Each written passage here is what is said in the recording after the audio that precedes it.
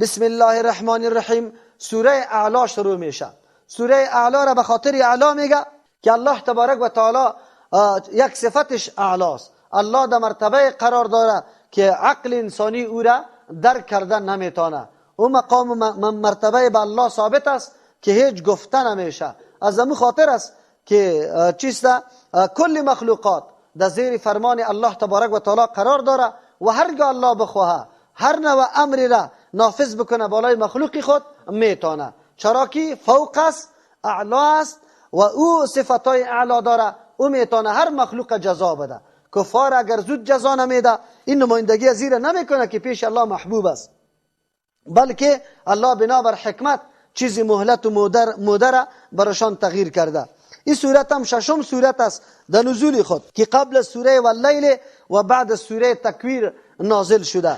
ارتباط سوره در مکه است، از این خاطر بحثش تمرکز سری مسئله آخرت داره، اعمال داره، عقل انسانی را متوجه از این میسازه که الله خدا باید آدم بشناسه. ارتباط این سورت قطعی ما قبل الله تبارک و تعالی امر کرد پیغمبر علیه السلام به مهلت دادن که بگذار دعای شر بالای امی قومیت نکو زوتی کده. در اینجا امر به تسبیح میکنه که پاکی الله را بیان بکو. زمانی که تا امر جهاد نآمده بزرگترین پیروزی تو توسط عبادات خودت است. هر قدر که تو عبادت الله را میکنی امی قدر نیروی درونی تو قوی میشه. انسان بدون نیرو ضرورت داره، یکی نیروی بیرونی که مرکز جهاد قائم باشه و تو از او استفاده بکنی. یکی نیروی درونی اونمسته که ارتباط انسان قطع الله خیلی زیاد قائم باشه و این توسط ذکر و تسبیح و عبادت الله زیاد میشه. ما و شما اینمی طور مراحل ما و شما داریم. اگر ما از ابتدای آغاز دعوت خود رابطه خود با الله خوب محکم کنیم، نماز خود، تلاوت خود، اذکار خود مکمل انجام بدیم، ان شاء الله نیروی درونی ما قوی میشه. خود به خود سخن ما تاثیر پیدا میکنه. الله تبارک و تعالی در این صورت اول اشاره به این میکنه که نشانه های قدرت الله را در وجود خود چه قسم مشاهده میکنه و همه مخلوقات الله به کدام نوع شکل و نظام دقیق پیدا میکنه، چی توازنی را برقرار میکنه. شما ببینید که الله چقدر قادر مطلق است. امو ذات قابل ستایش است، امو ذات است که باید تسبیح و پاکیش بیان شود. از امو خاطر است بعد از باز مسئله دعوت به سوی قرآن کریم است، تسلی برای پیغمبر علیه السلام است که پیغمبر این مطالب قرآن ما برای تو یاد میدیم، هیچ وقت تو فراموش نمیکنی، بلکه برای دعوت امی قرآن کریم الله برای تو حافظی قوی میده که چیزا را نگاه میکنی. باز بعد از او دعوت داده میشه که بیا طرف فلاح و طرف تزکیه، خدا پاک کنی، نکنی خدا آلوده. نعوذ بالله. آلودگی امرای شرک، آلودگی امرای بدعت، آلودگی امرای گناه های متنوع، آلودگی امرای رسومات چیستا ما حول محیط. از یا خدا یک طرف کنی که نجات دایسته، در غیر از این نجات نیست. بسم الله الرحمن الرحیم شروع میکنم به نام الله که به اندازه مهربان نهایت رحم کننده است. سبح اسم ربک الاعلی، با پاکی یاد که پیغمبر علیه السلام نامی پروردگار تعالی اعلی که خیلی بلند و بالاست، یعنی از همه برتر است و تو ذاتی که از همه برتر است امور تو یاد بکو. اینجا مراد از یاد کردن الله را که آدم یاد میکنه خاتمه نامش یاد میکنه، از او خاطر اسم قطعش آورد. یعنی تو پاکی بیان بکو برای الله. مراد از پاکی بیان کردن عقیده داشتن در دل است، باور داشته باش که الله تبارک و تعالی از هر قسم شرک و از هر قسم عجز و از هر قسم نعوذ بالله کفر منزه و پاک است، نقصان دو دیده نمیشه. در زبان هم اقرار بکو و همچنان تو دعوت بدی بینمی پاکی و بینمی تسبیح الله تبارک و تعالی. مردم هم دعوت بده، در دلم عقیده کو، در زبانم بیان کو. زمانی که آیت نازل شد پیغمبر علیه السلام امر کرد صحابه را شما بگردانی سبحان ربی الاعلی در سجده هایتان، چرا که الله مرا مامور ساخته که عظمت و بزرگی نام الله را بیان کنم. از همون خاطر چی است سبحان ربی الاعلی در سجده گفته میشه. البته دیگه تسبیحات هم آمده، انواع تسبیحات در سجده آمده و هر نوع تسبیح را جمع کرده میتونیم. الذي خلق فسوى، و ذاتی که پیدا کرد. چی را پیدا کرد؟ در اینجا الله هیچ چیز ذکر نکرده، مفعوله اشاره میکنه که تمام چیزها را الله پیدا کرده، یعنی کل شی، تمام چیزا کی پیدا کرده؟ پس خالق یک الله تبارک و تعالی شد. فسوا بعد از به طریق مناسب برابر که در چیزه، به هر چیز، شکل مناسب، وزن مناسب، حجم مناسب، قد و قواره مناسب، هر چیزه. حالی تو میبینی گیاه را، درخت، حشرات، پرنده ها را، حیوانات، محتاب، آفتاب، سیاره ها را، کلش الله تبارک و تعالی برابر کرده، توازن برش داده. خیر تسویه کننده یا برابر کننده کیست؟ الله تبارک و تعالی. والذی او ذاتی که قدر فهدا، اندازه کرد هر چیزه. مراد از اندازه یعنی ده هر چیز برش اعضای متناسب و موزونه برش گذاشت، یا قوتهای متناسب و موزون الله برشان داد. یعنی او را اندازه کرد در انسان. مثلا در انسان اعضای متناسب برش داده، دست چقدر اندازه باشه، انگشت چقدر، اینمی قسم چیست، شخی ناخون به کدام اندازه باشه، هر چیز برای خود اندازه خیلی موزون و متناسب داره. فهدا بعد از هدایت کرد الله تبارک و تعالی برش، یعنی راه های زندگی را برشان الله نشان داد. این را هدایت عامه میگه که به هر چیز الله این را هدایت کرده. اگر طفل در اول دنیا میاد صدا میزنه، گریان میکنه، الله برش هدایت کرده. سینه مادری خودم میچوشه، کی برش هدایت کرده؟ چوچه مرغاوی که در آب بازی میکنه، کی برش هدایت کرده؟ الله. هر چیز این را هدایت فطری یا هدایت عامه میگه که الله به هر چیز داده. پس هادی الله تبارک و تعالی است. عالی در اینجا برای ما الله میگه که والذی قدر، او ذاتی که تقدیر کرد، اندازه کرد برای مخلوقات هر چیزیشه، فهدا برش هدایت کرد، راهنمایی کرد که اینی طرز و طریقه زندگی است.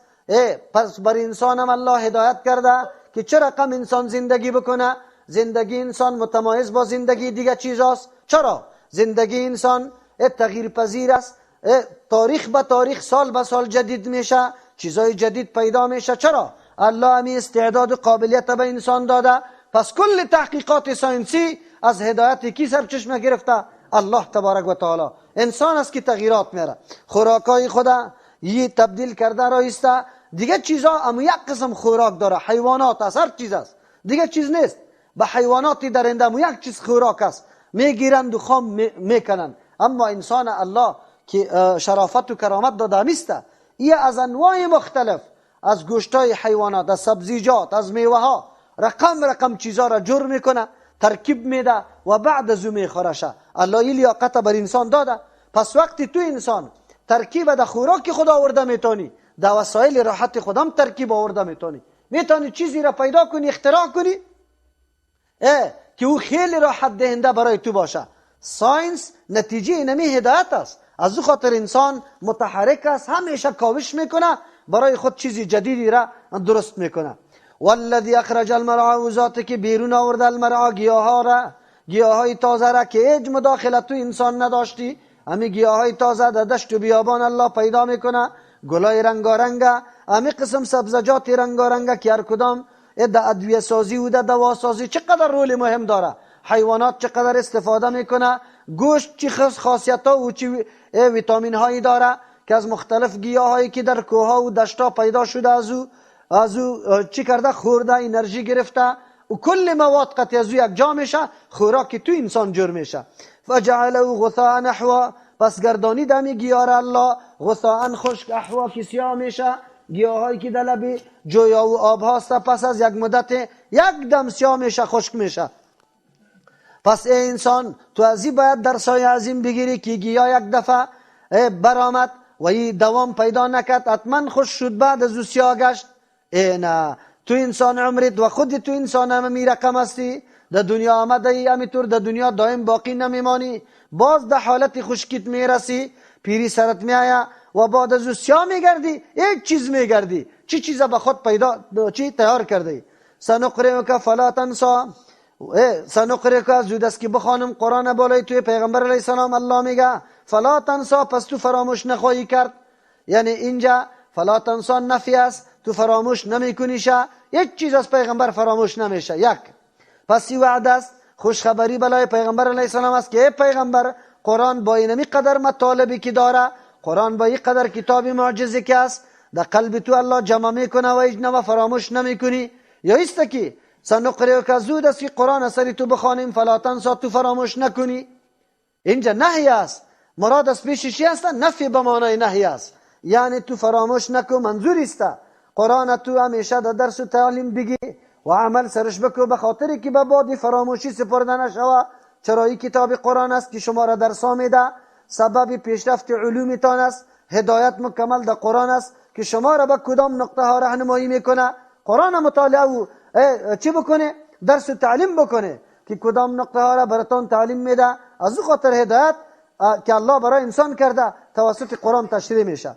الا ماشاء الله، مگر که الله بخواه. الله که بخواه از قلبت میکشه در صورتی که نسخ شوه. الله خواسته باشه که او منسوخ شوه حکم. انه یعلم الجهر، الله تبارک و تعالی میداند جهر آشکارا را و ما یخفی، آن چیزی را که پنهان است. هر چیز را الله تبارک و تعالی میداند، چیز خفی را هم و جهر هم. منظور است که پیغمبر علیه السلام بنابر مصلحت و حکمت اگر کدام آیت از ذهن شما فراموش کرده میشه، به خاطر عزیز که مصلحت است دو حکمت است، تو نیست که الله نمیدانه، نعوذ بالله که از ذهن تو خطا رفته. و نیسرک للیسرا، توفیق میدیم تو را للیسرا، بر راه آسان در اجرای احکام الله تبارک و تعالی. و نیسرک تعبیر چی رقم میکنه الله؟ و نیسرک تو را آسان میسازم، للیسرا برای آسان، یعنی به کارای دین، به اجرای احکام دین تو را آسان میکنم، تو را آسان میکنم. طبیعتی تو را الله میگه طوری جور میکنم که همه اجرای احکام الله تبارک و تعالی برای تو آنقدر آسان باشه که هیچ نوع تکلیف و محنت و مشقت در موردش نکشی. از همون خاطر است مؤمن کسی که بنده نیک الله تبارک و تعالی است، خواندن نماز برش سخت تمام نمیشه، روزه گرفتن، مراسم حج، تلاوت قرآن، ترجمه، اما گپا این برش سخت نمی باشه. چرا؟ الله طبیعتش طوری جور میکنه که همین امور برش بسیار آسان معلوم میشه، لذت بخش می باشه، خوشایند می باشه. اما کسایی که نعوذ بالله بدبخت هستند و کارای دین، اجرای احکام الله برشان بسیار دشوار و سنگین معلوم میشه که ایره چی رقم انجام بدم. کسی که عادت نکرده و نمیخوانه، ترس آخرت نداره، صبحکی از خواب خیستن، با زور ده بارش و ده برف سرش وضو کردن، با زور ده مسجد روان کردن. بس چرا نمیگی برش که برو کوی پغمان پشت کو؟ او رقم برش سخت معلوم میشه. الله و پیغمبر علیه السلام وعده کرده که تو را آسان میسازم. منظور است طبیعتی تو را طوری جور میکنم که اجرای احکام الله برات آنقدر آسان باشه که هیچ پرسان نکو. فذکر، نصیحت بده، این نفعت الذکرا، اگر نفهمیده نصیحت. این جمله شرطی است، یعنی در صورتی که نفع نمیده پس تو نصیحت نده. پیغمبر علیه السلام خود مانده و خسته نکو. معلوم شد که نصیحت ها برای دو قسم، دو طایفه مردم داده میشه. یک طایفه مردم که عناد داره، ضد داره، تعصب داره، هر قدر نصیحت ها را بدی سری از وا کارگر نمیشه. سری تور مردم خونی خدا خوردن و غمی خدا خوردن خوب نیسته، وقتی تضایع میکنه. پیغمبر علیه السلام الله گفت تور مردم ها اگر نصیحت قبول نمیکنه هیچ نصیحت نده. بله، نصیحت دا کسی بده که میپذیره. یعنی تو خو خیلی کوشش میکنی، لیکن شرط اونجا قابلیتی کی است؟ شنونده عام است که شنونده این قدر اراده فرا گرفتن داره یا نداره. دو وقت تو برشان نصیحت بده. یک ترجمه. دوم، فذکر، نصیحت بده، این نفعت الذکرا، اگر نصیحت فایده داره، اگر نداره تو نصیحت بده. تو نصیحت داده برو، او طرف فایده داره یا نداره او مربوطی تو نیسته. تو مسئولیت نصیحت دادن است، این را انجام بده خلاص. در این نظر نکو که فایده کرده، این نفعت ذکرا که امین نصیحت فایده کرده یا نکرده، او دنبال از او نگرد. او امری است که به الله سپرده میشه. الله کسی که قابلیت پذیرش داره برش چیسته نصیب میکنه، که نداره نمیکنه. دو ترجمه. سوم، فذکر این نفعت الذکرا، فذکر، نصیحت بده، این نفعت، یقینا، این مخفف از مسقل است، یقینا نفهمیده نصیحت. نفهمیده نصیحت اینطور نیست که هیچ فایده نداشته باشه، فقط تو نصیحت داده برو. دعوتگر باید از نصیحت خود خواسته و مانده نشوه که این فایده نداره. نه، فایده داره. در یک وقت نه در وقت دیگه، در یک نفر نه در نفر دیگه، در یک محل نه در محل دیگه، حتما فایدهش نمایان میشه. سیذکر، خب بله، قرآن میگه زود است که نصیحت بگیره. من یخشا، کسی که قابلیت نصیحت پذیری را داره، کیسته؟ که خشیت در قلبش باشه، تا که انابت رجوع خود انسان نباشه، تا کی دیگه در او نصیحت بپذیره. معلوم شد که شرط فایده گرفتن انابت است. از همون خاطر در درس‌ها در تمام مسائل تا که طلب از تو نباشه، در جستجویش تو نباشی، او قدر فایده دیگه چیز برات نداره. زمانی که تو برش خدا آماده کنی و اینجا قرآن نصیحتش وقتی آدم خوب میپذیره که خشیت الله در قلب انسان باشه و میفهمه که پیش روی ما حساب و کتاب است، یکی حالی ما معلومات بکنم که کدام راه را تعقیب بکنم. و یتجنبها الاشقا، کناره میگیره از این می نصیحت الاشقا، مردمای بدبخت، الذی، همون کسی که یصل النار الکبری، داخل میشه در آتش بزرگ. یعنی آتش بزرگ در مقابل آتش دنیاست. چرا؟ آتش قیامت خیلی بزرگ است. اگر برابر سر سوزن در این دنیا بیا، نخواد در دنیا میگه سبز کنه. ثم لا یموت فیها، بعد از اون نمیمره در او آتش، ولا یحیا، نه زنده میشه. این رفع نقیضین میشه، دو نقیض بیخی مرفوع از بین بره. نه، لا یموت فیها، نمیمره، ولا یحیا، زنده نمیشه که فایده مند باشه. این طور زندگی که راحت و فایده داشته باشه، او طور زنده، او طور خود زنده است. چرا که احساس درد و غم و رنج و عذاب میکنه. قد افلح من تزکا، یقینا کامیاب و رستگار شد همون کسی که تزکا، خدا پاک کرد. در چی چیز؟ در عقیده، در عمل، در اخلاق، در همه ابعاد زندگی خدا پاک کرد. هم در ظاهر خدا پاک کرد، هم در باطن. در ظاهر خدا پاک کرد، لحاظ طهارت و پاکی را کرد، وضو کرد، نماز خواند، همین قسم کالای خدا پاک نگاه کرده. در معنا هم خدا پاک کرده. عقیدش مکمل عقیده توحید الله است که قرآن بیان کرده. عقیدش، عملش هم پاک است، مطابق سنت رسول الله است. اخلاقش هم پاک است. امو دستوراتی که قرآن در مورد اخلاق برش داده که راه وسط است، اون امور اختیار کرده. یقینا کسی که این خدا پاک کرد بالکل چی شد؟ او کامیاب است. قد افلح، رستگار شد. پاکت خدا از شکوک و شبهات در مورد عقیده، پاکت خدا از او اعمالی که افراط و تفرید دیش میشه در عمل، خدا پاک کرد از او اخلاقی که ناشایسته است و مذموم است، بالکل خدا پاک کردی، کامیاب است. و ذکر اسم ربی فصلی، عقیده خدا جور کدالی یاد میکنه نامی پروردگار خدا. الله اکبر میگه، فصلی، نماز میخوانه، تکبیر میگه و بعد از او نماز میخوانه. یا اینجا مراد یاد میکنن نامی الله را، بعد از او عبادات الله تبارک و تعالی را میکنه. تنها نماز نیست، هر عبادت الله را. بل تؤثرون الحیات الدنیا، لایق ہوئی بود که هر انسان الله را یاد میکرد، عبادت الله را میکرد، خدا پاک میکرد. لیکن بعضی اوقات مانع پیدا میشه برای بعضی. او مانع کدام است؟ ترجیح دادن زندگی دنیا. این دنیا را اصل مقصد زندگی قرار دادن، یا اموری که تعلق با آخرت داره او را نادیده گرفتن، امور دنیا را ترجیح دادن. بل تؤثرون الحیات الدنیا، بلکه شما ترجیح میدی زندگی دنیا را.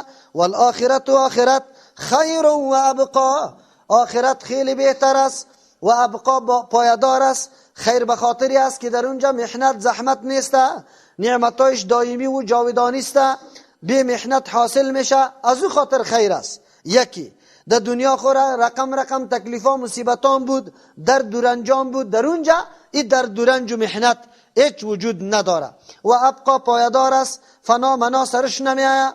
این هذا، یقینا اینمی مضمون که آخرت بهتر و باقی مانده است از اینکه شما دنیا را ترجیح میده. یک ترجمه این هذا، یقینا امی دعوای قرآنی، امی مضمونی سورت که در این صورت بیان شد، لفی الصحف الاولی، در صحیفه های اولان بوده.